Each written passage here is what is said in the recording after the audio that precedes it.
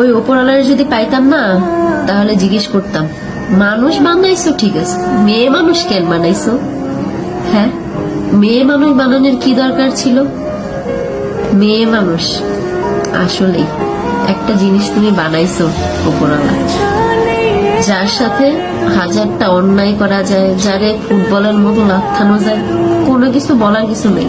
মানুষ তো এমনও বলে যে মেয়ে মানুষ জন্ম নিলে নাকি মাটি কাইপা ওঠে, যে মেয়ে মানুষ জন্ম নিচ্ছে মাটিতেও নাকি ভয় পায়। হায় রে, পরিচয় আছে তো, কারোর মেয়ে, কারোর বউ, ওই ছেলে মেয়ের মা, এর থেকে বড় পরিচয় কি চাও? এতটুকুই তো যথেষ্ট। তারপরেও যদি কেউ পরিচয় বানাইতে যায়, তাহলে সমাজের মানুষ কি বলে জানেন? ওই মেয়ে মানুষের সাথে মিশো না, ওই মেয়ে মানুষ ভালো না, তার বিরুদ্ধে বেরোয়, চাকরি করে। মেয়ে মানুষকে চাকরি করা মানায়? নিজের পরিচয় করব, মেয়ে মানুষের পরিচয় তো একটাই, হে হলো কারো বউ, কারো মা। এর থেকে বড় পরিচয় মেয়ে মানুষের হইতে পারে?